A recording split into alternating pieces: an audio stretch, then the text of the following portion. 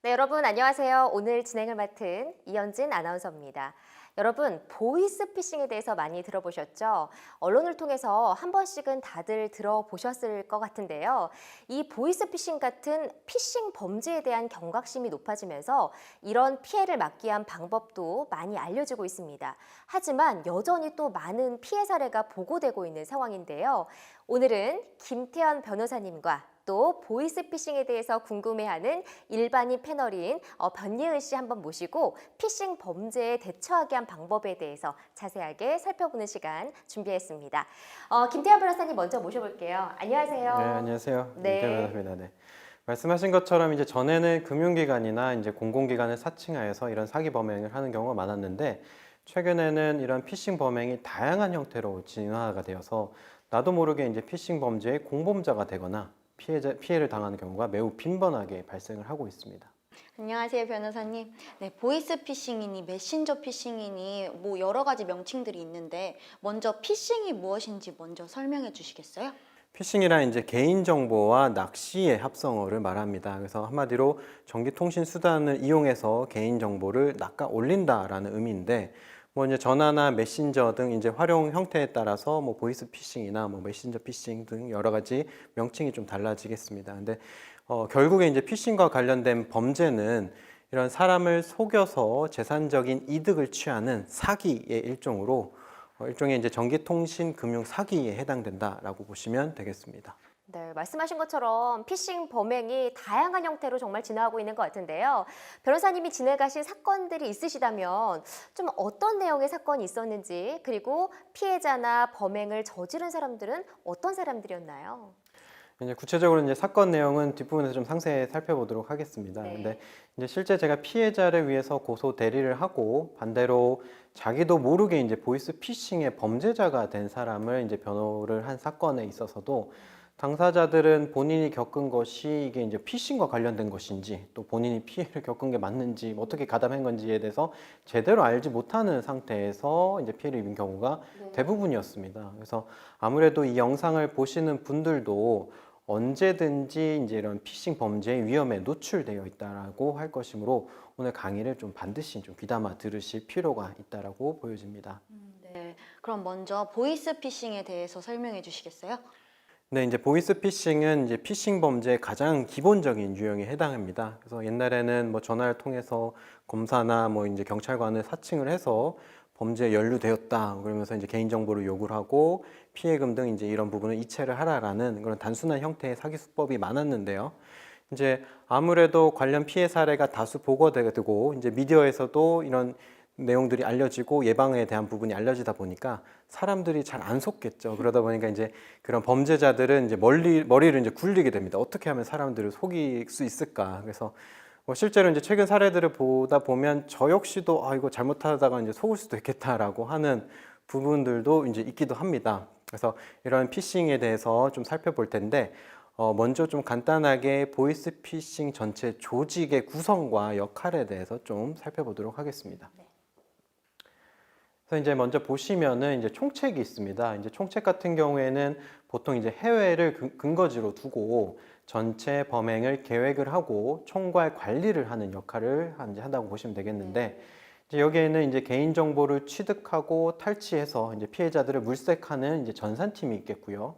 그다음에 어떻게 하면 이제 피해자들에게 이제 금전을 편취할 수 있을까 이렇게 이제 머리를 굴리는 시나리오 팀 그리고 이제 실질적으로 이제 전화를 연결을 하는 텔레마케팅으로 이제 구성이 된다라고 보시면 될 것 같고 국내 조직 같은 경우에는 이제 모집책과 인출책, 송금책으로 이제 구성이 되어 있는데 이제 최근 사례들을 보다 보면 이제 모집책 같은 경우에는 인터넷이라든지 SNS, 뭐 문자 메시지를 통해서 거짓으로 이제 모집 광고를 내는 경우가 있고요. 그다음에 이제 대출을 필요한 자들에게 속여서 이제 뭐 계좌의 개설을 요구한다거나 아니면 이제 통장이라든지 체크카드, 뭐 비밀번호 등을 이제 요구를 해서 이제 이런 편취를 하는 뭐 수법을 보이는 경우가 많고 인출책 같은 경우에는 이제 아무래도 이제 금전이 필요한 자들이 대부분일 텐데요. 이제 이런 뭐 이제 저금리에 뭐 대출을 필요한 사람들이 신용 대출에 필요한 거래 실적을 쌓기 위해서 이제 계좌에 돈이 입금될 텐데 이를 인출해서 이제 뭐 전달하는 그런 인출책 역할을 하는 자가 이제 말씀드린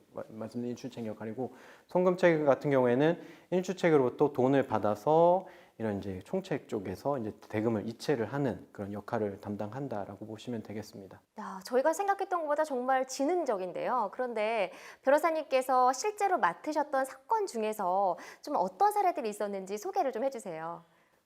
이제 실제적으로 이제 주로 담당하게 된 사건은 이제 인출책과 송금책 역할을 하게 된 사건들이었습니다. 그래서 이 관련해서 이제 좀 세 가지 사건에 대해서 살펴보고자 하는데, 먼저 이제 첫 번째로 소개해드릴 사건은 이제 저금리의 대출이 필요한 사람에게 보이스피싱 조직원이 문자와 전화를 통해서 이제 접근을 하게 됩니다. 그래서 당신이 이제 저금리 대출을 받기 위해서는 정상적으로 대금 상환을 하는지와 관련된 거래 실적이 필요하다. 그래서 우리 회사에서 당신 계좌로 돈을 이체해 줄 텐데 이 돈을 인출을 해서 우리 회사 직원에게 전달을 해달라라는 형태, 그리고 이런 식으로 몇 차례 안정적인 거래 실적을 확보해 둔다 그러면 당신은 충분하게 저금리로 이제 대출을 받을 수가 있다라는 식으로 기망을 하게 됩니다.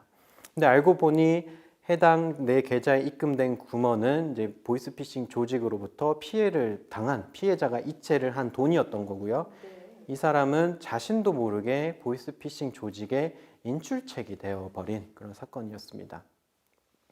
이제 두 번째로 볼 사건은 이제 그 피싱 조직의 모집책이 신차나 중고차를 구매를 해서 러시아나 베트남 쪽으로 이제 수출을 하는 무역 회사인데, 이제 아무래도 이제 구매 대행 아르바이트가 필요하다라는 내용의 문자를 불특정 이제 다수에게 발송을 하고, 이제 이런 구매 대행을 이제 원하는 아르바이트로 이제 그 사람들이 연락을 취하면은 그 사람에게는 이제 차량 구매를 위해서 차량 구매를 원하는 사람이 대금을 이제 당신 계좌에 이체를 해줄 텐데, 이를 이제 인출을 해서 우리 회사 직원에게 돈을 전달해 달라. 그러면은 우리 회사 직원이 그걸 가지고 이제 차량 구매를 하겠다라는 형태로 이제 기망을 하게 됩니다. 그래서 이 사람 같은 경우는 기본적으로 내 계좌에 들어오는 돈이 차량 구매 대금이었다라고 인식을 하고 의심 없이 행동을 했는데, 알고 보니 해당 금원은 역시 이제 피해자가 이체한 금원이었고 자기는 이제 인출책으로 이제 가담을 하게 된 사건이었던 거죠.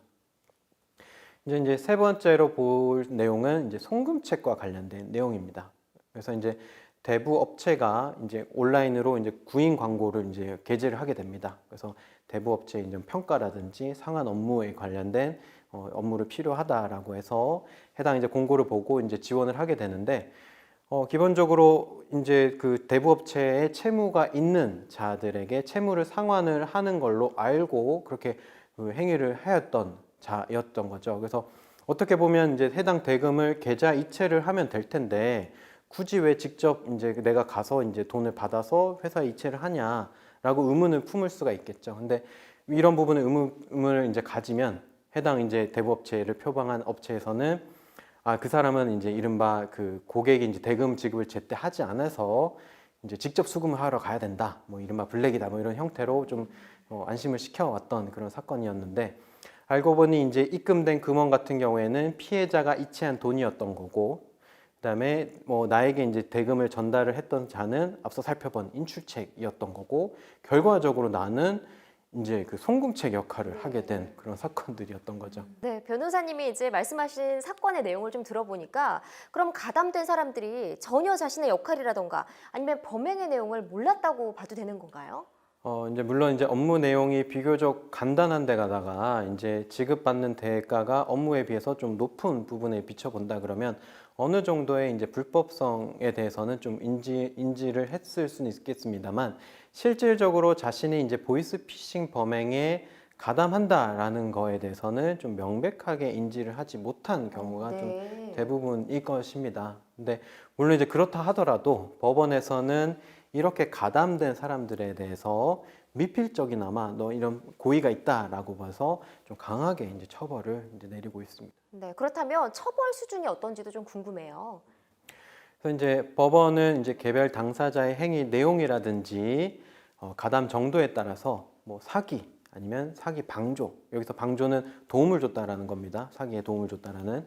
그리고 이제 전자금융거래법 위반, 금융실명거래법 위반에 대한 부분 등으로 판단을 하고 있는데, 좀 여러 가지로 이제 행위에 따라서 좀 가담되는 내용이 달라서 좀 다르게 판단이 이루어지긴 합니다. 그리고 처벌 수준에 있어서는 뭐 피해 금액을 비롯해서 당사자들의 이제 개별 양형 조건, 뭐 예를 들어 이 사람이 전과가 있다라거나 뭐 이제 또 처벌된 정도가 어떠했다는지, 뭐 반성하고 있는다, 반성 여부라든지 합의를 하였는지 등 여러 가지 조건에 따라서 달라지기 때문에 일률적으로 뭐 처벌 수위를 좀 말씀드리기 어렵겠습니다만은 뭐 이제 진행하면서 검토해 본 결과는 아무래도 법원에서 좀 엄정하게 좀 처벌을 하고자 하는 의지를 살펴볼 수가 있었습니다.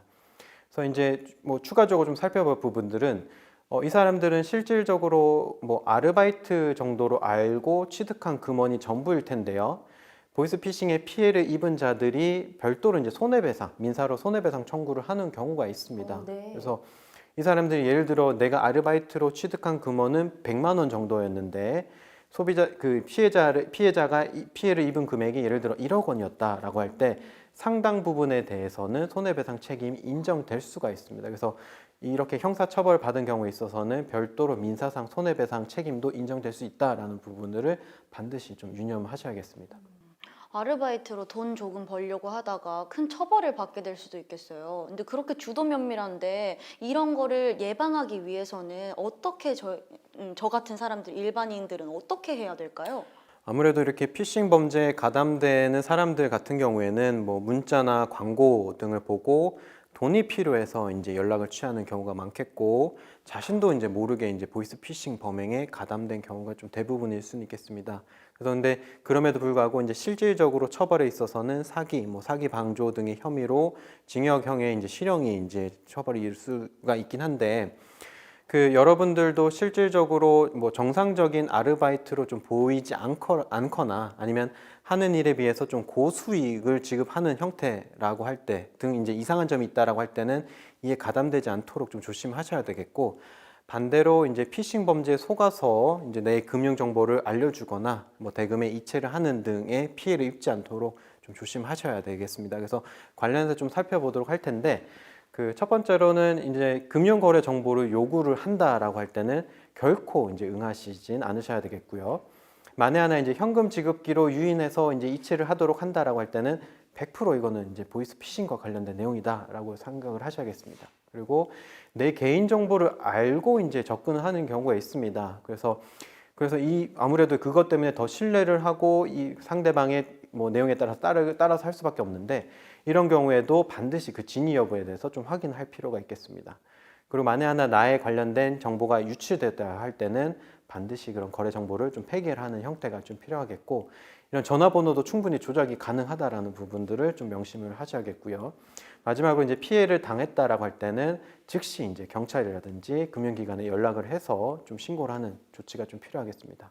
네, 여러 가지를 좀 유념을 많이 해야 될 것 같은데요.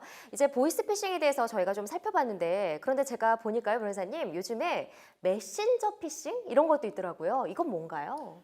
그럼 이제 메신저 피싱은 뭐 메신저를 이용한 피싱으로 한마디로 다른 사람의 메신저 아이디를 도용을 해서 로그인한 뒤에 등록된 지인들에게 메시지를 보내서 네. 금전을 이제 요구를 하는 그런 편취 수법을 얘기를 하는 겁니다. 그래서 이제 사례에서도 보다시피 이제 카카오톡을 통해서 이제 뭐 내 지금 핸드폰이 지금 이제 수리 중으로 PC 카톡을 한다 뭐 등으로 얘기를 하면서 상품권을 요구를 하거나 이제 금전을 요구하는 경우가 있고 내가 지금 다쳐서 이제 병원에 있는데 돈이 필요하다 아니면 지금 급하게 돈을 갚아야 된다라는 등으로 이제 등록된 지인에게 연락을 하는 경우가 있습니다. 또 최근에는 뭐 이제 청소년들을 대상으로도 부모님의 이제 신분증 사진이라든지 뭐 스마트폰만 있으면 대출을 받을 수 있다라고 속여서 어떤 이제 원격 제어할 수 있는 앱을 설치한다거나 이런 형태를 통해서 소액 결제를 하도록 유도를 하거나 아니면 이제 뭐 대출금 가로채는 등의 이런 사기 범죄 수법도 좀 자주 발생을 하고 있다라고 보시면 되겠습니다. 학생들 사이에서나 학생과 부모님들 사이에서 이런 피해가 많이 발생될 것 같아요. 그럼 이 피해를 예방하기 위해서는 저희가 어떻게 해야 될까요? 아무래도 이제 비밀번호에 대해서는 좀 주기적으로 변경할 필요가 있겠죠. 최소 월 1회에 대한 부분이겠는데 아무래도 실질적으로 이게 좀 잘 이행이 되지는 않는 부분도 있는 것 같습니다. 그리고 이제 그 내가 사용하는 사이트마다 그 패스워드, 그러니까 아이디와 비밀번호를 좀 다르게 좀 설정을 해두는 것이 필요하겠죠. 만약 이제 동일하게 해놓은 경우에 한 사이트를 이제 확인이 가능하다라고 할 때는 뭐 이거를 다 사용해서 이제 다른 사이트에서 적용을 가능하다 보니까 좀 다르게 이제 설정하는 것이 필요하겠고, 만에 하나 이제 메신저 상으로 금전의 요구를 받았다라고 할 때는 반드시 그 진위 여부를 전화를 통해서 좀 확인할 필요가 있겠습니다. 그리고 내가 이제 이런 PC방을 비롯해서 공공장소에서 뭐 이용을 했다라고 할 때는 이거를 사용을 끝나고 났을 때 반드시 로그아웃이 됐는지 여부를 확인을 하고 나오시는 것이 좀 필요하겠습니다. 네, 근데 변호사님, 제가 요즘에 뉴스에서 보니까 몸캠 피싱 이런 게 나와서 좀 무섭더라고요. 이 기사에서도 좀 자주 볼 수가 있는데 몸캠 피싱은 어떤 건가요?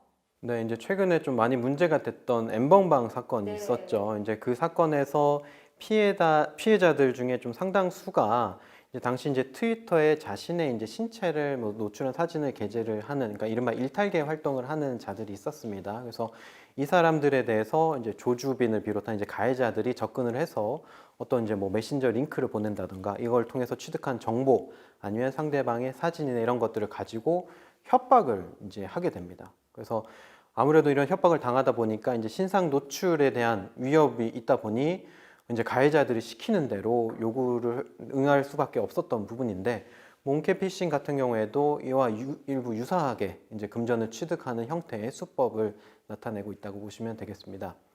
그래서 이제 구체적으로 어떻게 이제 진행이 되는지를 한번 살펴볼 텐데, 먼저 이제 그 인터넷이라든지 모바일 어플을 통한, 그러니까 채팅을 통해서 접근을 하게 됩니다. 그래서 피해자에게 접근을 해서 뭐 이렇게 대화를 이제 뭐 유도를 해 나간 거죠. 그래서 어느 정도 이제 좀 친분 관계를 쌓은 다음에 경우에 따라서는 어떤 특정 프로그램의 설치를 요구를 하거나 아니면은 뭐 이제 어떤 사진이나 동영상을 요청하는 그런 단계에 이르게 되겠죠. 근데 그 과정에서 이제 가해자 쪽에서는 자신이, 그러니까 뭐 미리 확보해둔 영상이겠지만 그런 사진이나 영상을 피해자에게 전송을 하겠고요. 피해자는 그거를 전송받고 나서 의심 없이 나도 받았으니까 내 사진이나 영상을 보내줘야겠다라고 생각해서 촬영하고 이제 보내게 되는데, 그때부터 갑자기 이제 가해자의 태도가 돌변을 하게 되겠죠. 그래서 어떤 특정 프로그램 설치를 통해서 피해자의 지인의 연락처를 확보를 하게 됐다라고 할 때는 너가 보낸 이제 사진과 영상을 너 지인들에게 다 보내겠다, 유포하겠다 등으로 이제 협박을 하면서 금전을 요구를 하는 경우가 있겠고, 만에 하나 별도로 연락처를 취득하지 않은 경우를 하더라도 특정 이제 게시판에 너 이제 사진과 영상을 올리겠다라는 식으로 협박을 해서 이제 금전을 요구를 하는 경우가 발생하겠죠. 근데 만에 하나 이제 피해자가 1회라도 이제 금전을 이체를 했다라고 할 때는 거기에서 끝나는 것이 아니라 지속적으로 돈을 요구를 하게 됩니다. 그래서 특정 기간 지나서 또 이제 피해금을 요구를 하고 하다 보면 어느덧 이제 손해가 더 크게 이제 확대 발생하게 되는 부분이겠죠. 네, 그럼 변호사님, 이런 몸캠 피싱을 예방하기 위해서는 어떻게 해야 될까요? 네, 아무래도 이제 스마트폰에 좀 보안 설정을 좀 강화해 둘 필요가 있겠고요. 그러니까 출처가 좀 불분명한 그 실행팔이 있다라고 할 때는 결코 이제 설치를 하지 않으셔야겠습니다. 그리고 뭐 익명 공간에서라든지 이런 채팅은 언제든 이제 범죄의 표적이 될 수 있다라는 부분을 좀 유의를 하셔야겠고, 앞서 살펴본 것처럼 송금 요구를 할 때는 반드시 이제 이체를 하지 않는 형태로 유의하셔야겠습니다. 그래서 만에 하나 이제 이런 협박 뭐 문자나 전화를 받았다라고 할 때는 해당 이제 채팅 화면을 캡처를 하시고 바로 이제 경찰서에 이제 신고를 하는 등의 이제 조치가 필요하겠습니다. 그리고 신고 이후에도 추가 피해 방지를 위해서 스마트폰을 뭐 초기화하거나 뭐 이제 악성 프로그램을 삭제하는 등의 조치가 필요하겠습니다. 네, 지금까지 김태현 변호사님과 함께 몇 가지 피싱 범죄에 대해서 좀 살펴봤는데요. 변호사님, 근데 앞서 말씀하신 것 외에 시청자분들이 좀 범죄 대응을 위해서 반드시 알아야 될 사항은 어떤 것들이 있을까요? 네, 이제 앞서 말씀드린 유의사항을 포함해서 이제 최종 정리를 좀 하자 그러면, 뭐 이제 최근 많이 활용을 하시죠. 뭐 인스타그램이라든지 뭐 트위터, 페이스북, 블로그 등 이제 SNS에 내 개인 정보와 관련된 뭐 특히 이제 전화번호라든지 주소와 그리고 특히나 이제 가족이라든지 이런 정보들을 이제 게시를 하지 않는 것이 좀 중요하겠습니다. 그래서 뭐 쉽게 보다 보면 뭐 많이 게재가 된 경우가 많고 사진이나 이런 것들 봤을 때도 이제 아무래도 좀 범죄에 노출되는 경우가 많은데 좀 유의하실 필요가 있겠고요. 두 번째로는 뭐 연락이 이제 급히 안 되는 경우를 대비를 해서 좀 비상 연락망을 좀 확보를 해두는 것도 필요하겠습니다. 이제 세 번째로는 이제 전화를 이용해서 이제 계좌번호라든지 카드번호, 주민등록번호 등 이제 정보를 요구를 하는 경우가 있는데 일체 대응을 하시지는 않으셔야 되겠고, 네. 살펴본 것처럼 현금 지급기로 유인했다. 그러면 이건 100% 이제 피싱이다라고 생각을 하시고 응하시지 않으셔야겠습니다. 다음으로는 만에 하나 이제 하는 일에 비해서 고수익을 제공하거나 이제 초보자도 가능, 뭐 쉽게 돈을 벌 수 있다, 뭐 이런 등등의 광고가 있는데 이런 광고에 대해서는 현혹되지 않고 반드시 좀 의심을 해볼 필요가 있겠습니다. 그리고 만에 하나 이제 금전의 이체라든지 입금, 뭐 상품권 등의 이런 사항을 요구를 하는 경우에 있어서는 반드시 이제 사실관계를 확인하고 당사자에 대한 부분을 확인을 하시는 것이 필요하겠습니다. 발신번호 표시가 제한이 됐다라거나 아니면 이제 처음 보는 국제 전화 표시가 있다라고 할 때는 가급적이면 이제 전화를 받지 않으시는 게 좋겠고요.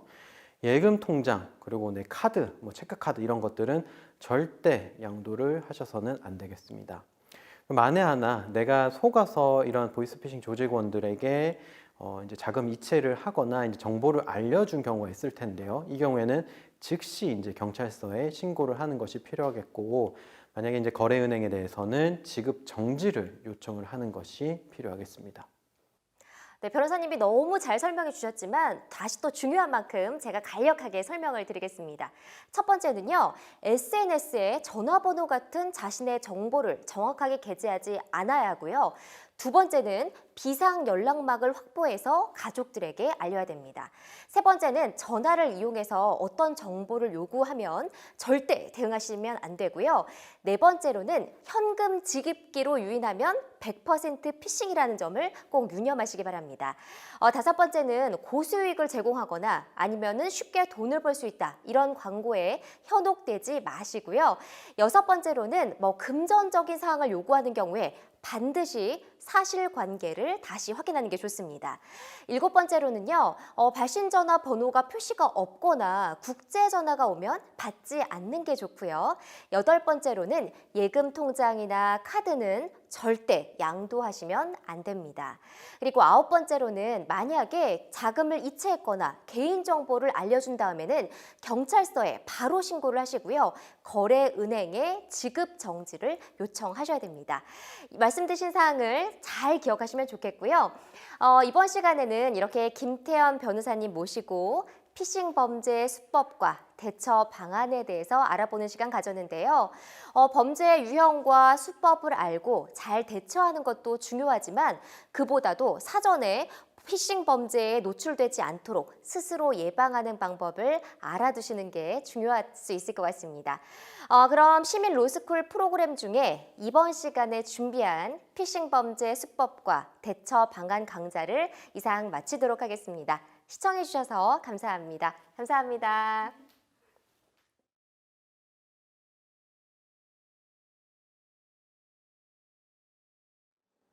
네, 안녕하세요. 오늘 진행을 맡은 이현진 아나운서입니다. 요즘 코로나 바이러스 감염증으로 인해서 시민들의 소비 생활 습관이 많이 변경이 됐죠. 그래서 비대면 거래가 많이 늘어나고 있는데요. 이와 관련해서 소비자 피해 역시 많이 늘어나고 있다고 합니다. 오늘은 김태현 변호사와 함께 전자상거래에서 소비자 권리구제 방법에 대해서 자세하게 살펴보도록 하겠습니다. 안녕하세요. 네, 안녕하세요. 김태현 변호사입니다. 말씀하신 것처럼 이제 최근 생필품을 비롯하여 일상생활 전반에 있어 기존 오프라인을 통한 매매가 인터넷 쇼핑몰 등 전자상거래로 상당수 전환되고 있고 매출 규모도 전년도 대비 많이 늘어났다라고 하더라고요. 그래서 이제 전자상거래 같은 경우에는 언제 어디서나 이제 신속하고 편리하게 거래가 가능한 장점이 있는 반면에 한편으로 이게 이제 비대면으로 판매업자가 점포 없이 이제 사업이 운영이 가능하다 보니 이제 인터넷 등을 통해서 제공되는 정보만을 가지고 이제 거래가 이루어지는 한면 이제 물품 역시 구매와 동시에 수령되지 않기 때문에 소비자 보호에 있어서 많은 문제점이 발생을 할 수도 있긴 합니다. 안녕하세요, 변호사님. 제가 알기로는 전자상거래, 통신 판매 등 여러 가지 개념이 있는 걸로 알고 있는데 이것들이 구체적으로 어떤 걸 의미하는지 궁금해요. 그리고 특히 요즘엔 인터넷 쇼핑몰 많이 사용하잖아요. 인터넷 쇼핑몰은 어떤 부분으로 들어가는지 그게 궁금합니다. 네, 이제 전자상거래란 재화 또는 용역을 거래할 때 그 전부 또는 일부가 전자문서에 의해서 처리되는 거래 행위를 말하는 합니다. 그래서 이제 또 한편으로 이제 통신 판매 같은 경우에는 뭐 인터넷 쇼핑이라든지 TV 홈쇼핑, 카탈로그와 같이 이제 비대면 방법을 통해서 상품의 판매에 관한 정보를 제공하고 소비자의 청약을 받아서 이제 재화 등을 판매하는 행위를 말하는데, 말씀하신 인터넷 쇼핑몰 같은 경우에는 이제 전자문서로 거래가 이루어지는 전자상거래에 해당하면서 비대면으로 청약을 받아 이제 판매를 하기 때문에 통신 판매에도 해당한다라고 보시면 되겠죠.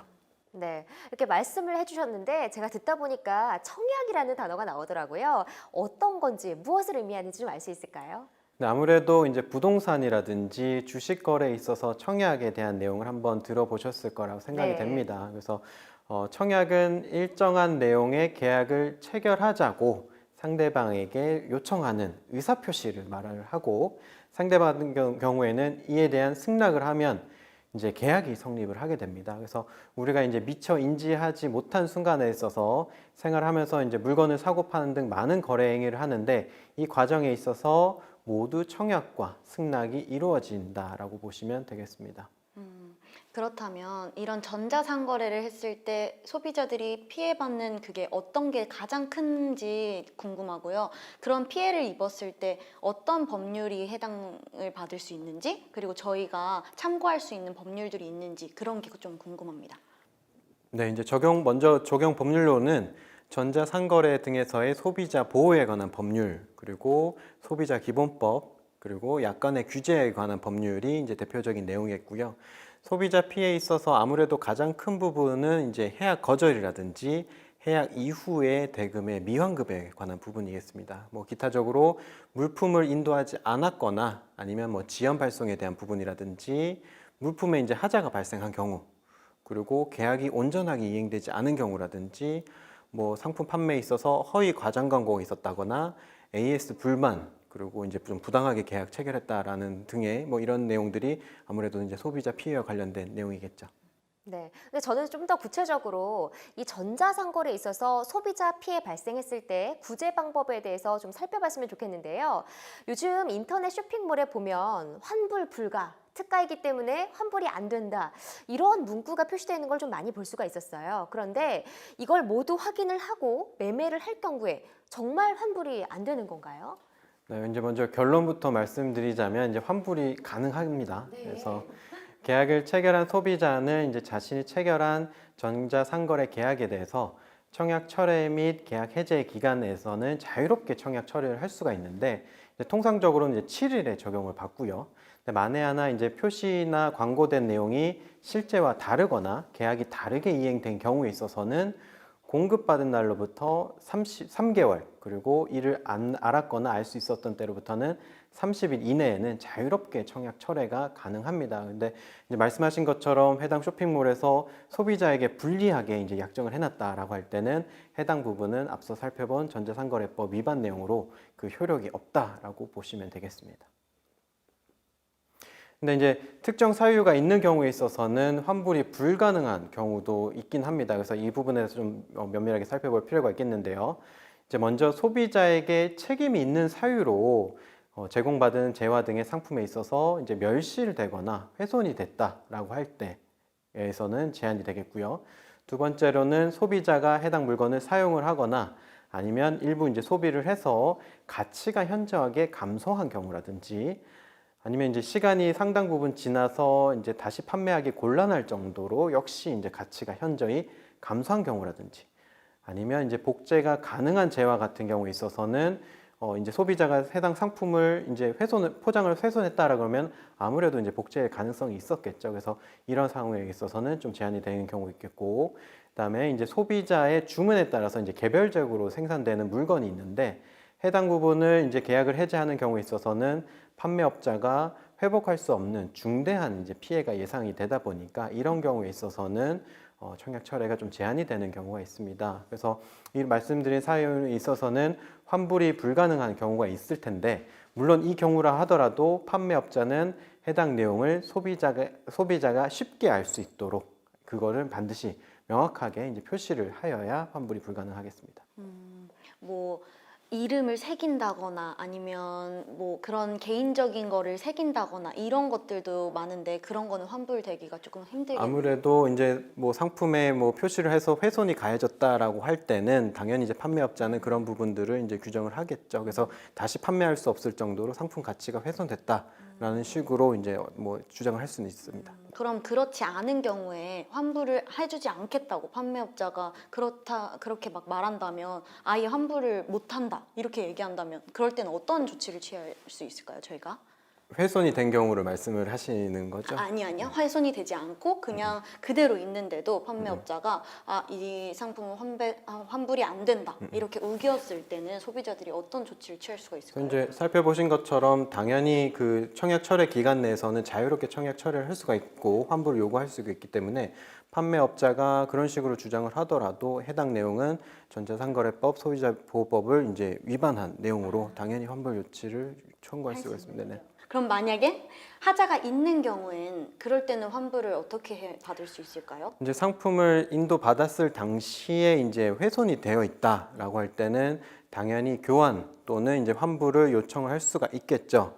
근데 이제 경우에 따라서는 이제 판매업자 중에 해당 부분에 이제 훼손이 있었던 것이 소비자 책임으로 인해서 발생한 거다라고 주장을 하면서 환불을 못 해준다라고 하는 경우가 있습니다. 그래서 이 경우에 있어서는 이제 소비자는 뭐 나는 내가 훼손을 한 게 아닌데 왜 안 해주냐라고 다투겠고 판매업자는 자신이 발송할 당시에는 괜찮았는데 당신이 수령하고 나서 문제가 생긴 거다라고 당연히 다투겠죠. 이제 이 경우와 관련해서 대비해서 말씀드린 법에서 규정을 해 두었는데요.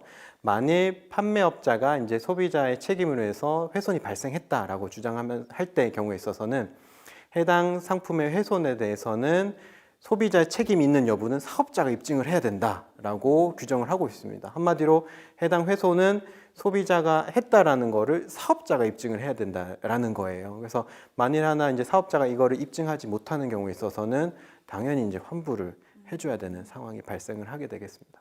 예를 들면 새 상품은 이렇지 않았다 이러고 다른 새 상품을 보여준다거나 증거로 이렇게 하면 되는 건가요?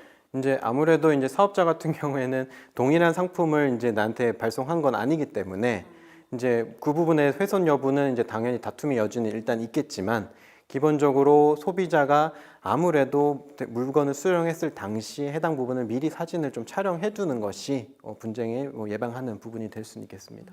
네, 저도 질문이 있는데요.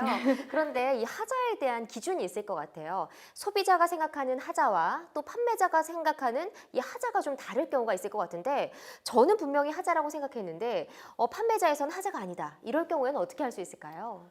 아무래도 이제 하자에 있어서는 뭐 기능상 하자가 있을 거고 또 이제 미관상 하자가 있었겠죠. 그래서 네. 하자라는 경우에는 사회 통념상으로 갖춰야 될 품질에 대한 기준을 부족하게 이제 갖추고 있는 부분이 하자가 될 텐데 아무래도 해당 판매업자 같은 경우에는 사전에 이러이러한 경우에는 하자로 본다라는 부분을 규정을 해놨을 수는 있고 해당 내용을 우리 계약 내용에 약관의 한 형태로 마련을 해놨을 수는 있습니다. 그래서 만에 하나 이제 하자에 대한 판단 내용이 다르다라고 할 때는 실질적으로는 뭐 이거를 이제 소비자원이라든지 공정거래위원회에 좀 판단을 받는 것도 필요하겠습니다. 왜냐하면 객관적으로 하자에 대한 부분을 판매업자는 최대한 축소를 시켜서 인정을 하려고 할 거고 사용하는 소비자 입장에서는 해당 부분을 당연히 이제 하자로 더 확정되기를 원하는 상황이다 보니까 이거를 제3자인 중립적인 기관에서 좀 판단을 받는 조치가 필요하겠습니다. 네, 판단을 받아보는 것도 참 좋을 것 같은데 그런데 인터넷 쇼핑몰에 게재된 내용과 제가 실제로 받았을 때 이 수령한 물건이 다를 수 있거든요.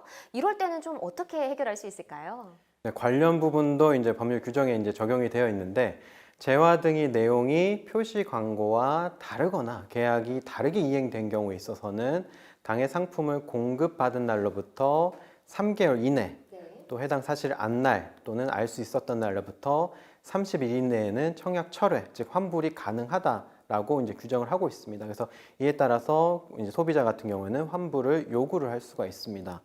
근데 이제 만약 말씀하신 부분 중에 광고로 인한 피해에 있어서는 좀 살펴볼 부분이 있는데 제품의 하자와는 달리 이제 좀 객관적인 증거가 없을 수도 있습니다. 특히 이제 기획 상품으로 굉장히 단기간에 판매하는 상품이 있을 텐데 해당 내용은 해당 기간을 지나고 나면 쇼핑몰 사이트에서 내용이 이미 삭제가 된 경우가 많을 겁니다. 그래서 만에 하나 내가 이제 제품 내용이 광고와 다르다라는 것을 입증을 하기 위해서는 아무래도 그런 자료들을 미리 이제 인쇄를 해 놓는다든가 사진을 촬영하거나 화면을 좀 캡처를 해서 증거 자료를 미리 좀 확보를 해 두는 것이 좀 필요하겠습니다. 증거가 필요하다는 말씀이시죠? 그렇습니다. 네. 그럼 만약에 환불을 소비자가 요청했을 때 그 판매업자는 대금을 언제까지 환불을 해줘야 될까요? 이제 판매업자는 소비자가 청약 철회를 한 경우 만일 이제 물건을 공급하지 않았다라고 할 때는 청약 철회를 요구한 날로부터 그리고 만일 물건을 공급을 한 경우라 하면 소비자로부터 해당 물건을 반환받은 날로부터 3영업일 이내에 대금의 환불을 모두 해야 됩니다. 근데 만에 하나 이 기간을 이제 지연했다라고 할 때는 연 15%의 지연 이자까지 이제 가산해서 이제 지급을 해야겠죠. 근데 이제 경우에 따라서 이제 소비자가 신용카드 결제를 하는 경우가 많을 텐데 신용카드로 이제 대금을 지급한 경우는 판매업자는 이런 신용카드의 회사에다가 대금 청구를 이제 취소를 하거나 이제 정지를 하는 형태로 해야 되겠고 만약에 카드 대금을 받았다라고 할 때는 해당 대금을 결제업자에게 환불을 하고 소비자에게 이를 알리는 형태로 취해야겠습니다. 네. 그렇다면 환불을 요구할 때 이 물건을 반환하는 것과 함께 배송비라는 게 들잖아요. 배송비는 누가 어떻게 부담을 해야 될까요?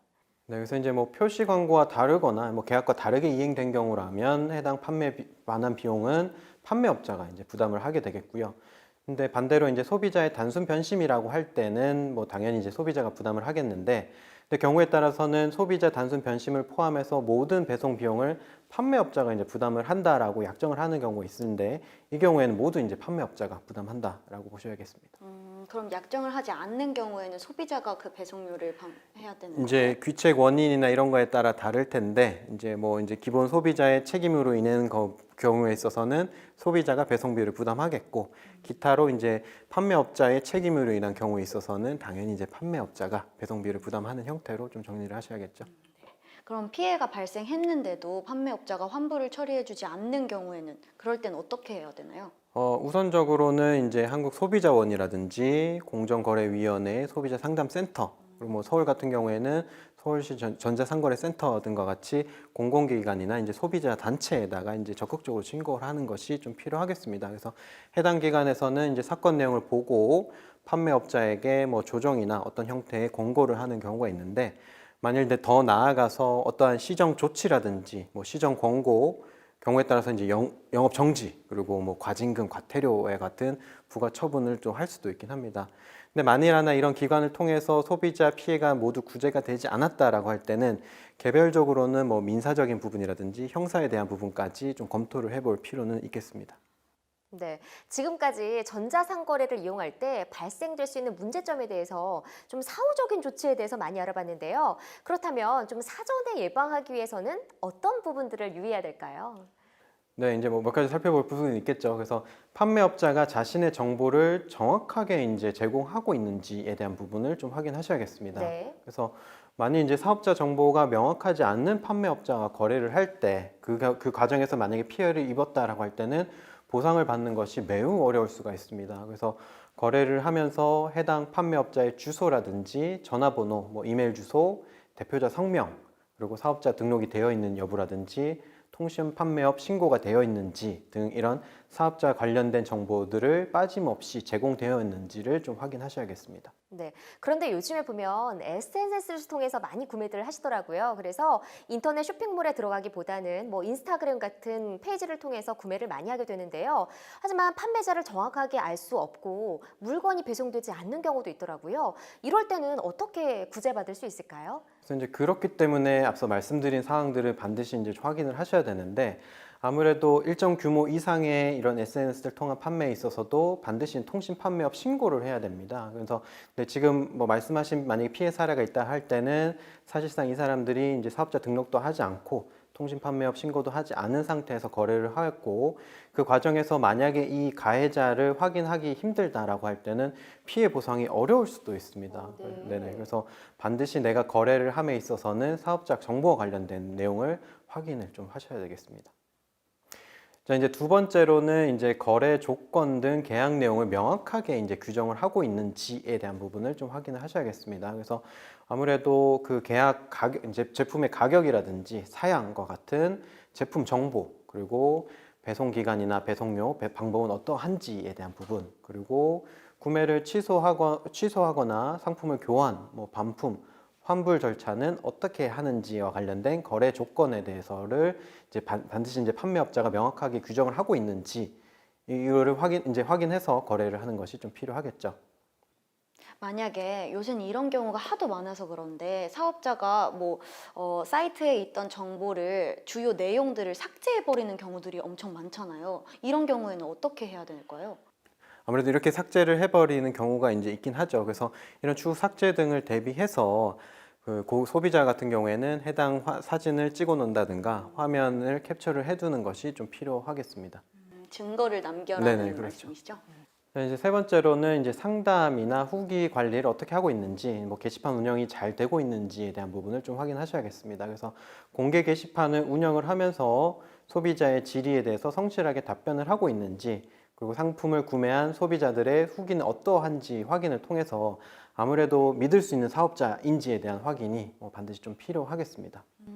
그런데요, 변호사님, 요새는 막 후기 알바 이런 것도 엄청 많이 있다고 전 알고 있거든요. 그래서 후기들이나 게시판 관리가 잘 되어 있다고 해도 그 사업자가 100% 신뢰할 수 있는 사업자인지 그걸 구별할 수가 쉽지 않지 않을까요?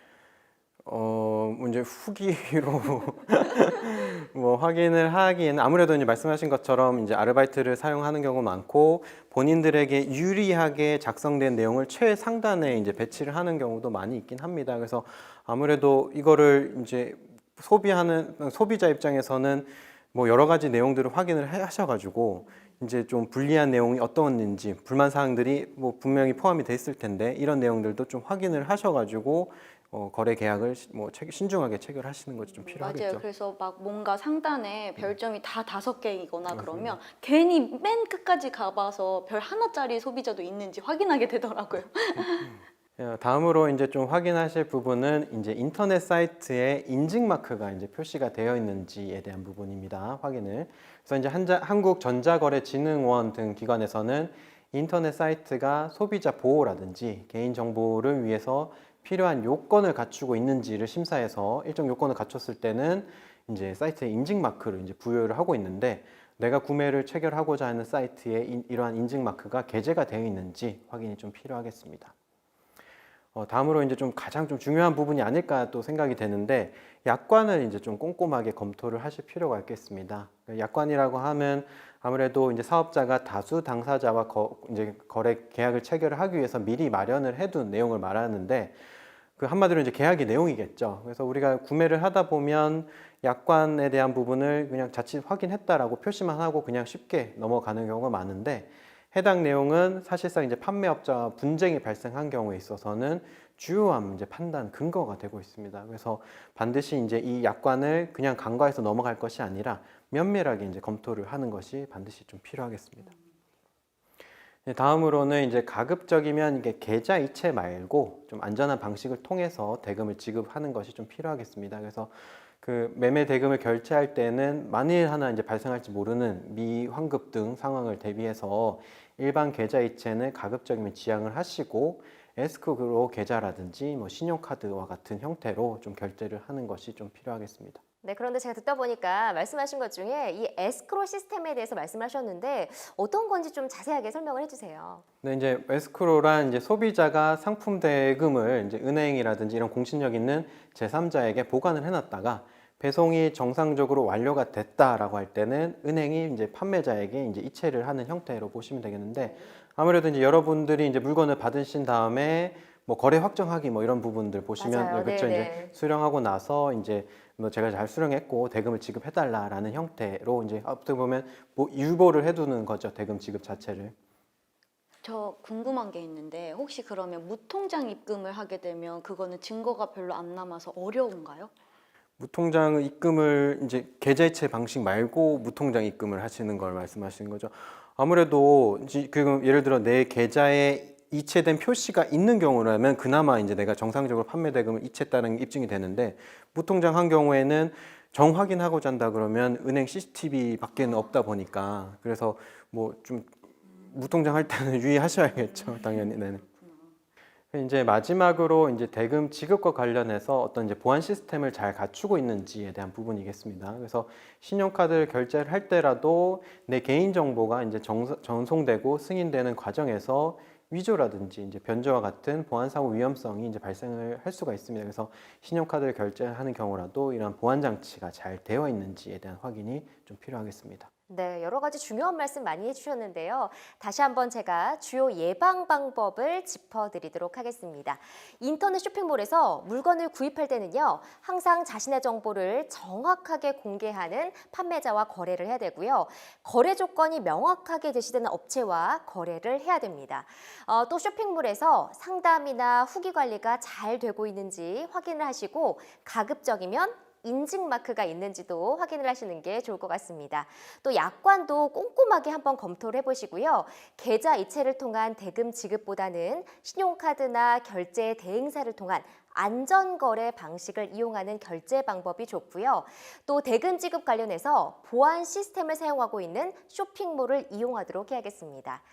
이 시간에는 김태현 변호사님과 함께 온라인으로 거래를 할 때 주의해야 할 사항과 또 피해를 입었을 때 소비자 구제 방법에 대해서 좀 자세하게 살펴봤습니다. 시청해주신 여러분 고맙습니다. 감사합니다.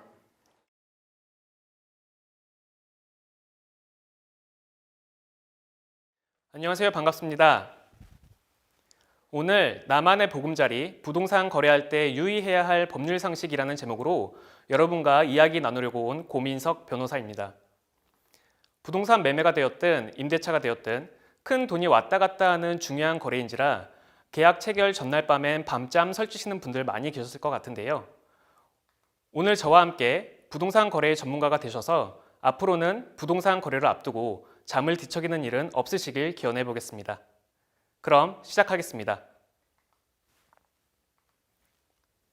오늘 강의의 순서는 다음과 같습니다. 첫 번째, 나만의 보금자리를 구하는 방법. 두 번째, 집을 매매할 때 알아야 할 법률 상식은 무엇인지. 셋째, 집을 임대할 때 알아야 할 상식은 무엇인지. 마지막으로 2020년 부동산법 개정안의 주요 내용이 무엇인지 이야기 나누어 보도록 하겠습니다. 부동산 거래는 크게 주택 매매와 주택 임대차로 나눌 수 있습니다. 주택 매매란 다른 사람 소유의 집을 사는 것을 말하죠. 집을 파는 사람을 매도인, 집을 사는 사람을 매수인이라 부르고, 매매 계약이란 매도인이 매매 목적물의 소유권을 이전할 것을 약정하고 매수인이 이에 대한 매매 대금을 지급할 것을 약정함으로써 성립하는 계약을 말합니다. 두 번째로는 임대차 계약이 있는데요. 쉽게 말해 다른 사람 소유의 집을 빌리는 것입니다. 집을 빌려주는 사람을 임대인이라 하고 집을 빌리는 사람을 임차인이라고 부르는데요. 임대차 계약이란 임대인은 임차 목적물을 사용 수익하게 할 것을 약정하고 임차인은 차임을 지급하기로 약정하는 계약을 말합니다. 여기서 차임이란 우리가 흔히 말하는 월세를 뜻한다고 생각하시면 될 것 같습니다. 그리고 보증금은 사실 임대차 계약의 내용은 아닌데요. 월차임, 쉽게 말해 월세를 담보하기 위한 목적으로 임대차 계약과 종된 계약으로서 보증금 계약을 체결하게 되고 이에 따라 보증금을 지급하게 되는 것입니다. 임대차 계약에서 보증금에 관한 문제는 매우 중요한데요. 뒤에서 자세히 알아보도록 하겠습니다. 본격적으로 집을 매매할 때 알아야 할 법률 상식에 대해 알아보겠습니다. 부동산 매매 계약을 체결하기 전에 확인하고 주의해야 할 사항들이 있습니다. 부동산을 사려면 먼저 실제 매물이 어떻게 생겼는지, 하자는 없는지 등 현장 조사를 해야겠죠. 직접 방문하여 실제 매물을 확인하셔야 됩니다. 어플이나 인터넷의 사진과 실제 매물의 차이는 없는지, 채광이나 환기는 잘 되는지 확인하셔야 됩니다. 두 번째로 기본 설비가 잘 되어 있는지, 하자는 없는지 확인하셔야 됩니다. 천장 얼룩이나 곰팡이는 없는지, 누수 및 악취는 없는지, 수압이나 벽지 상태 등도 확인하셔야 됩니다.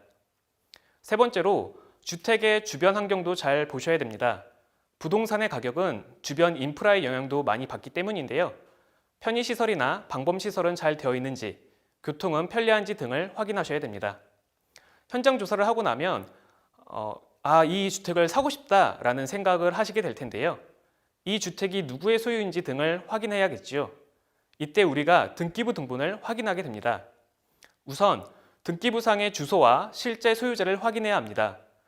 내가 방금 본 이 매물의 주소가 서울시 강남구 땡땡동이고 그 소유자가 등기부상 홍길동이구나 라는 걸 확인하셔야 되죠. 그리고 이 등기부상의 소유 명의자와 계약 체결일에 나온 매도인이 동일인인지 신분증을 통해 그 일치 여부도 확인하셔야 됩니다. 만약 계약 체결일에 등기부상의 소유 명의자 본인이 나오지 않은 경우에는 어떻게 해야 할까요? 본인이 나온 경우라면 주민등록증을 통해 등기부상의 명의인과 일치하는지 확인할 수 있지만 대리인이 나온 경우라면 좀 더 주의하셔야 됩니다. 대리인의 주민등록증, 위임장을 확인해야 하고 본인에게도 직접 연락하여 대리인을 통해 계약을 체결하는 것이 맞는지 확인하시는 것이 안전합니다. 특히 대리인이 지참한 위임장의 경우 위임장에 날인된 본인의 인감도장과 인감증명서가 일치하는지 확인하시는 것이 좋겠습니다. 미성년자가 부동산 거래 현장에 나오는 일은 많지 않겠지만 미성년자가 나온 경우라면 법정 대리인 동의서를 확인해야 됩니다. 그리고 저당권과 가압류 등 재산권 이전 등기를 하는 데 권리 제한 사항이 존재하는지 여부를 확인하셔야 됩니다. 사실 이렇게 말로만 들어서는 잘 모르실 수 있을 것 같아요. 제가 등기부 등본을 보여드리겠습니다. 여기 등기부 등본이 보이는데요. 등기부 등본은 크게 표제부, 갑구, 을구로 구성이 되어 있습니다. 지금 보시는 부분은 등기부 등본의 표제부입니다. 표제부에는 부동산의 표시가 되어 있습니다. 부동산의 소재지, 즉 주소와 지목, 면적 등을 확인하실 수 있고요. 그 다음 갑구에서는 소유권에 관한 사항을 확인하실 수 있습니다. 이 갑구를 통해 소유자가 누구인지, 즉 소유자 이름, 생년월일, 주소지를 확인하실 수 있습니다. 그리고 이 바로 아래에 나오는 을구에서는요. 방금 말씀드렸던 이 저당권과 근저당권 등과 같은 제한물권에 대한 사항들을 확인하실 수 있습니다. 그 다음은 건축물 관리대장, 토지대장, 토지이용 계획 확인서 등을 발급받아 구매하여 사용하려는 이용 목적에 부합하는지를 확인하시면 되겠습니다. 이상의 현장 조사와 관련 서류들을 통해 부동산 및 소유자를 확인했다면 이어서 계약서를 써야겠죠. 부동산 매매 계약서를 쓸 때 확인해야 할 사항에 대해서 알아보도록 하겠습니다. 매매 계약서의 표준 양식을 보게 되면 제일 상단에는 부동산의 표시가 나옵니다.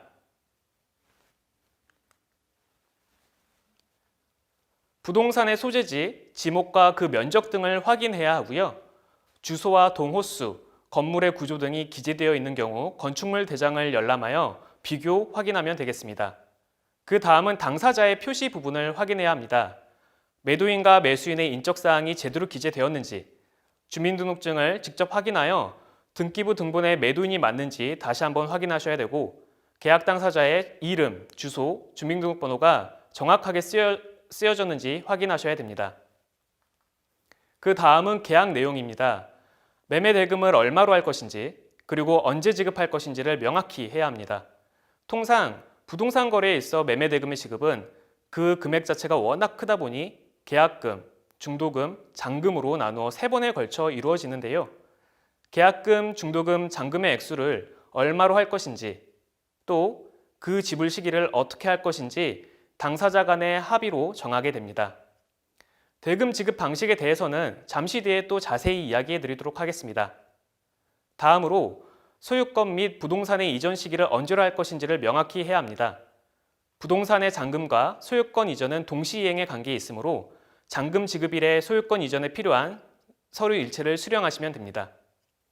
그 외에 인도일까지의 종전 소유자가 사용했던 전기요금, 공과금 등을 누가 부담할 것인지도 합의하여 계약서의 내용으로 포함하는 것이 좋습니다.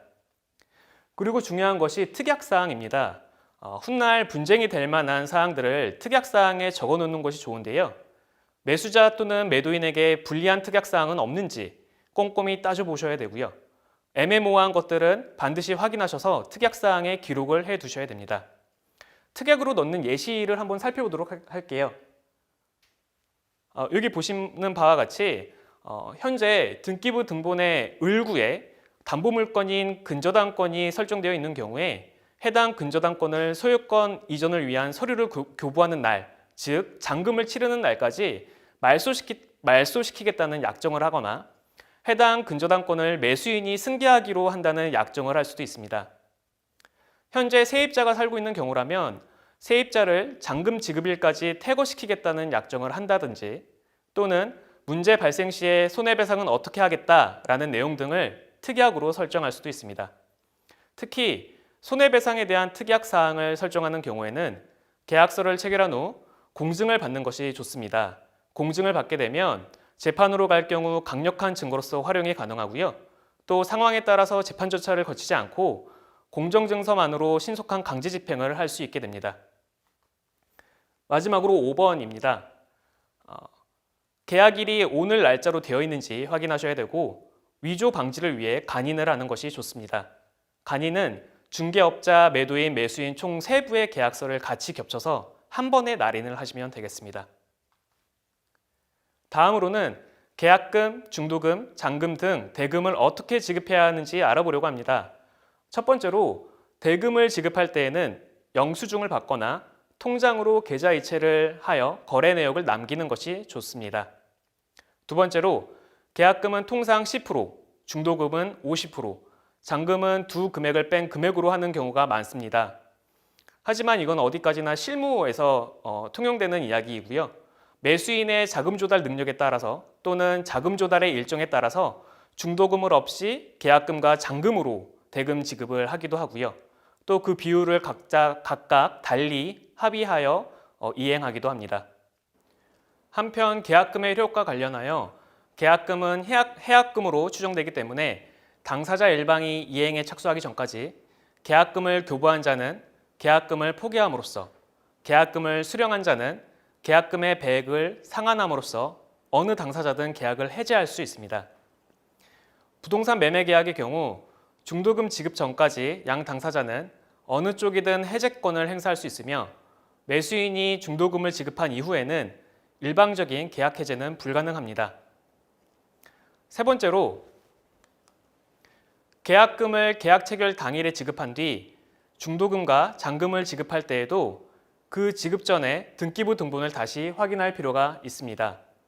매도인은 제한 물건이 없는 완전한 소유권을 이전해야 할 의무를 지지만 계약을 체결해 놓고 소유 명의가 본인에게 있음을 기화로 은행으로부터 근저당권을 설정하고 대출을 받거나 또 다른 제3자와 매매 계약을 체결해 놓고 소유권을 이전시켜 놓을 수도 있습니다.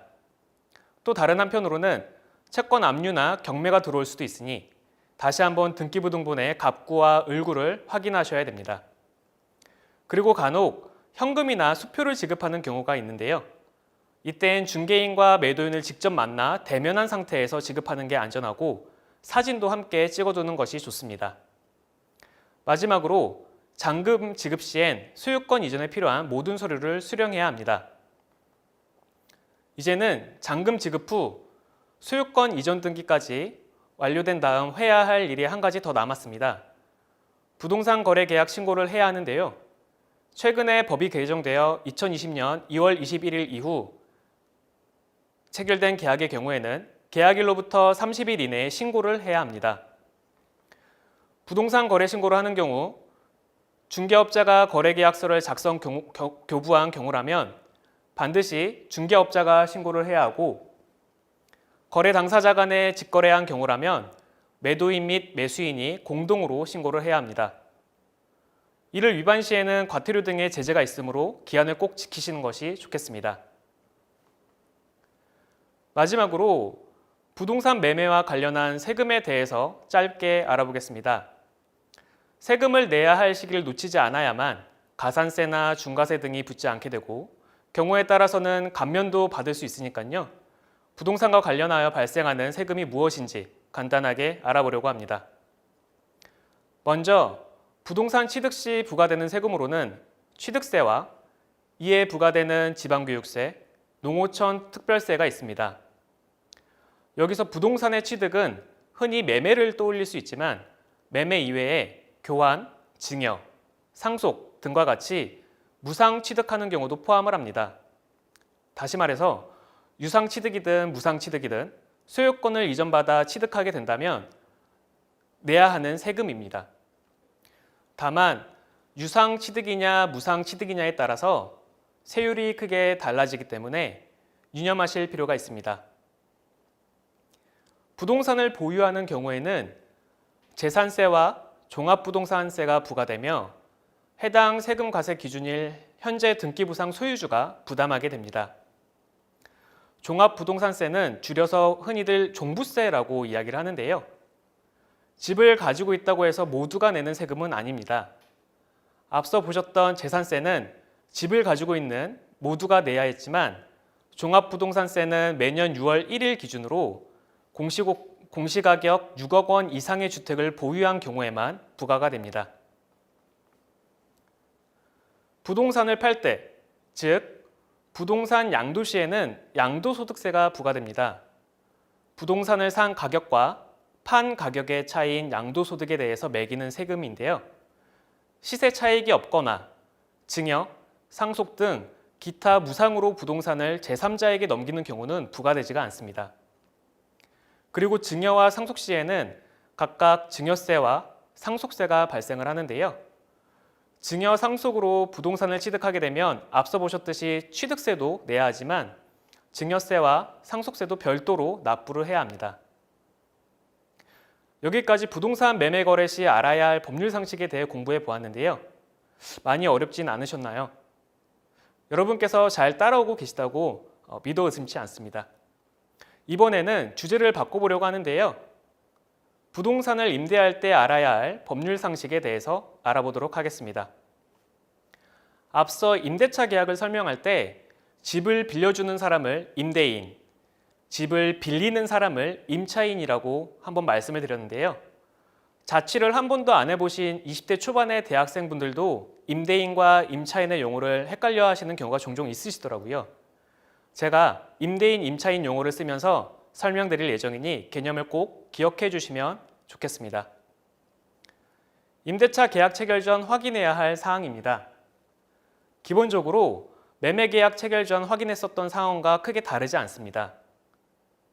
매매 계약에 있어서 매매 목적물을 현장에 가서 확인했던 것처럼 임차하고자 하는 목적물, 즉 빌리고자 하는 목적물의 상태 역시 직접 현장에 가서 확인하셔야 됩니다.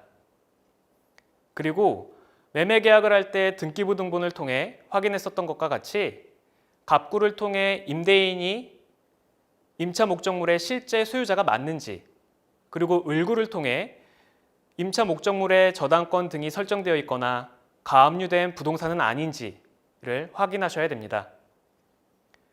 부동산의 소유자가 아닌 경우 계약 체결에 상대방이 임대에 대한 대리권을 본인으로부터 수여받았는지도 확인하셔야 됩니다. 해당 부분들은 앞서 매매 계약에서 설명했던 것과 크게 다르지 않기 때문에 조금 빠르게 넘어가도록 하겠습니다. 다음으로 임대차 계약 체결 시에 확인해야 될 사항입니다. 이 역시 매매 계약 체결 시와 크게 다르진 않습니다. 임대인, 임차인, 중개업자의 이름, 주소, 연락처를 확인해야 하고 빌리려는 임차 목적물과 계약서상의 주소지와 일치하는지 확인하셔야 됩니다. 그 다음 월 차임의 액수, 지불 시기와 임차 목적물의 인도 시기, 그리고 특약사항이 무엇이 있는지 확인하셔야 됩니다. 이 부분들은 앞서 말씀드린 것처럼 매매 계약에서 살펴본 것과 매우 유사하기 때문에 크게 어렵진 않으실 것 같습니다. 이제 그 다음부터가 매우 중요한데요. 집중하셔야 됩니다. 임대차 계약 체결 후 반드시 해야 할 사항들입니다. 첫 번째로 주택 인도와 주민등록 전입 신고를 하셔야 됩니다. 말이 조금 어려우시죠?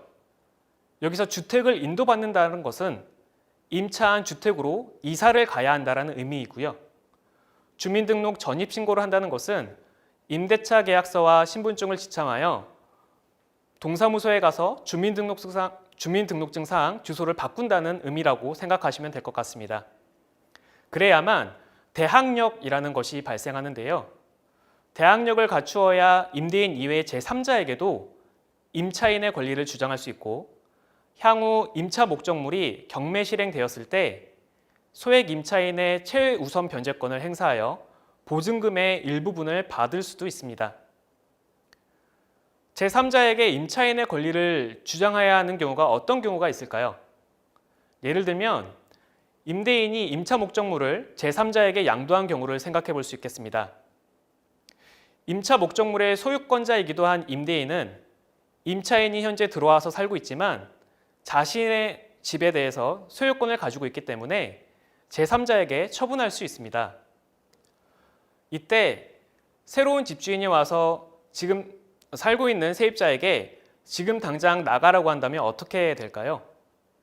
방금 말씀드린 대항력을 갖추지 못한 임차인이라면 새로운 집주인에게 임차인으로서의 권리를 주장할 수 없습니다. 따라서 새로운 집주인이 나가라고 하면 나갈 수밖에 없습니다. 하지만 대항력을 갖춘 임차인이라면 새로운 집주인은 임차 목적물을 양도받으면서 임대인의 지위도 승계하게 됩니다. 따라서 임차인은 계속해서 해당 임차 목적물을 계약 기간까지 사용 수익할 수 있게 됩니다.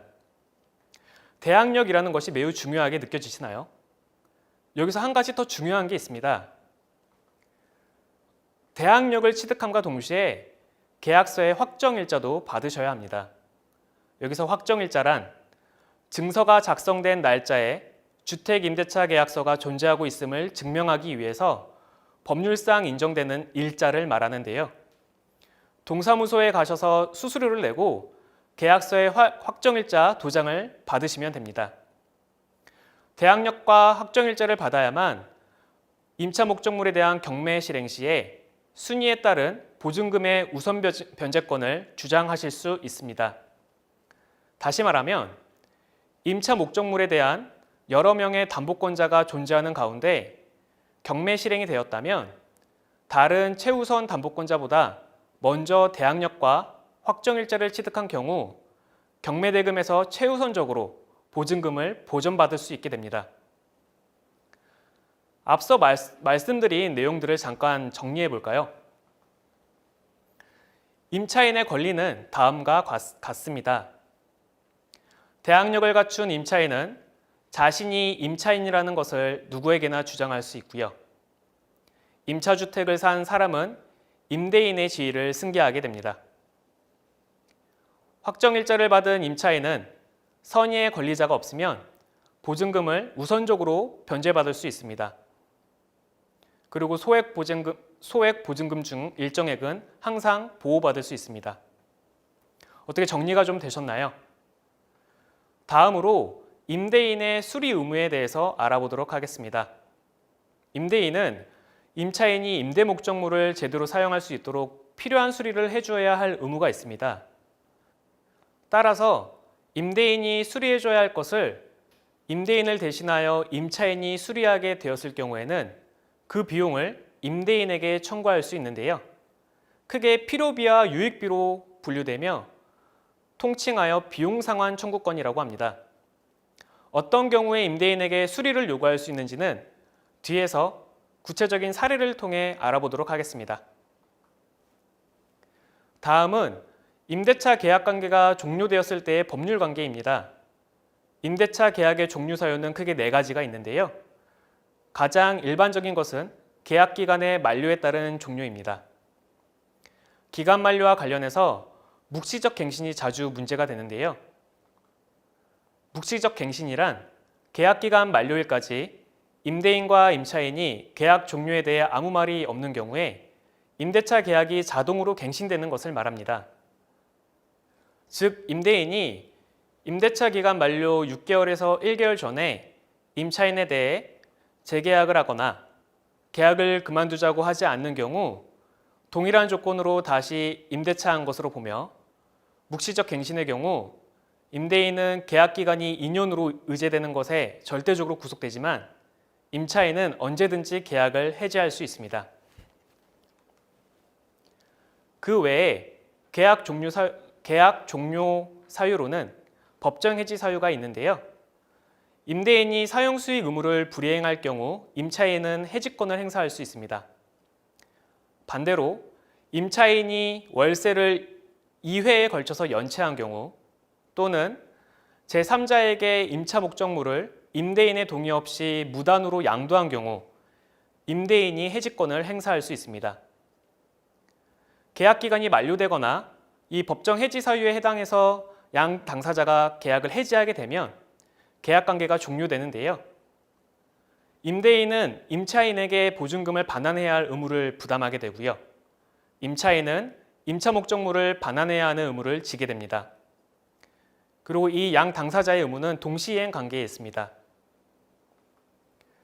다음으로 보증금 반환 문제를 알아보려고 합니다. 임대차 계약에서는 보증금 반환이 가장 빈번하게 발생하는 분쟁 중 하나인데요. 임대차 계약 관계가 종료되었음에도 집주인이 보증금의 반환을 거부하거나 무자력으로 인해 반환을 하지 못하는 경우가 종종 발생하기 때문입니다. 이 경우 임차인은 어떻게 보증금을 받을 수 있을까요? 보증금 반환을 위한 수단으로 첫째, 내용 증명의 우편을 발송하여 반환을 촉구하고 둘째, 주택 임차권 등기 명령 신청 제도를 활용할 수 있습니다. 주택 임차권 등기 명령 신청 제도는 임대차가 종료된 후 보증금을 반환받지 못한 임차인의 권리를 보호하기 위한 제도인데요. 임차 목적물에서 퇴거하는 임차인이 대항력을 상실하게 되므로 대항력과 우선 변제권을 유지할 수 있도록 임차권을 등기하는 제도입니다. 임차인들의 입장에서는 굉장히 고마운 제도이죠. 그 이외에도 재산 가압류, 소액사건 심판 청구, 지급명령 신청을 할 수 있고 최후의 수단으로 임차보증금 반환 청구 소송을 통해 보증금을 반환받으실 수 있습니다. 여기까지 임대차 계약 거래 시 주요 법률 상식에 대해서 알아보았는데요. 임대차와 관련해서는 다양한 분쟁이 있으므로 간단한 사례풀이도 한번 해보려고 합니다. 여기 사례가 제시되어 있는데요. 한번 읽어보도록 하겠습니다. 임대차 계약 기간이 아직 안 끝났는데 이사를 가고 싶습니다. 하지만 집주인이 계약 기간 전에는 이사 갈 수 없다고 말합니다. 이사를 간다면 계약 기간을 위반하였으니 보증금은 돌려줄 수 없다고 하는데요. 저는 계약 기간 만료 전에 이사를 갈 수가 없나요? 이 경우 임차인은 이사를 갈 수 없을까요? 이런 경우가 실생활에서도 종종 발생하곤 하는데요. 여러분은 어떻게 생각하시나요? 임차인은 원칙적으로 계약에 따라 계약서상의 계약 기간이 만료될 때에만 이사를 갈 수 있습니다. 하지만 계약 기간 만료 전이라면 임대인과 합의 해지를 할 수 있습니다. 임대인의 입장에서는 계약에 따라 계약 기간인 2년 동안에 월 차임 상당액을 받을 것으로 신뢰하였기 때문에 임차인이 기간 만료 전에 계약을 해지할 경우 임대인에게는 불축의 손해가 발생하기 때문입니다. 그렇기 때문에 임대인과의 합의 해지가 필요합니다. 실무상 임차인이 공인중개사 수수료와 한 달 또는 2달 정도의 차임을 지불하거나 새로운 임차인을 구한 뒤에 합의 해지를 할 수 있고 합의 해지하게 되면 보증금을 돌려받고 이사를 가실 수 있습니다. 다음 사례인데요. 제가 한번 사례를 읽어보도록 하겠습니다. 임대한 아파트 벽에 습기가 차고 물기가 찹니다. 수리가 필요한데 이 수리 비용을 임대인인 집주인이 부담을 해야 하는지 임차인인 제가 부담해야 하는지 궁금합니다. 이 해당 사례는 오늘 저의 강의를 열심히 들으셨다면 모두가 답변하실 수 있을 것 같습니다. 법률에 따르면 임대인은 임차 목적물을 인도하고 임차인이 임차 목적물을 사용 수익하기 적합하도록 수선 의무를 부담합니다. 따라서 임대인은 지배관리 영역에 속하는 부분의 수선 및 수리 비용을 부담해야 하는데요. 여기서 지배관리 영역이라 함은 난방, 누수, 수도관과 같은 대규모 수선을 필요로 하는 영역을 말합니다. 판례는 임대 목적 달성에 필요한 범위 내에 겨울에 보일러 고장, 전기 배선 파손 등에 관해서 임대인의 수선 의무를 부담한다고 보았으나 형광등 교체와 같이 쉽게 수선이 가능한 사소한 부분들은 임대인이 수선 의무를 부담하지 않는다고 보고 있습니다. 따라서 임차인이 돈을 들여 수선하게 된다면 임대인에게 그 비용을 청구할 수 있고, 임대인이 수선 의무를 위반할 경우에는 임차인은 임대차 계약을 해지할 수도 있습니다. 벌써 오늘 강의의 마지막 부분입니다. 2020년 부동산 관련 법령이 하루가 멀다 하고 수없이 개정이 되고 있는데요. 주택임대차 보호법과 관련한 주요 내용을 간단히 살펴보려고 합니다. 첫 번째로 계약갱신 요구권입니다. 계약갱신 요구권은 임차인이 희망하는 경우 1회 계약갱신을 청구할 수 있는 권리로, 임대인은 정당한 사유 없이 임차인의 갱신 요구를 거절하지 못합니다. 이로 인해서 임차인들의 안심 거주 기간이 2년 더 늘어나게 되었습니다. 2년 임대차 계약 기간이 너무 짧아 2년마다 이사를 다니기 많이 힘드셨을 텐데요.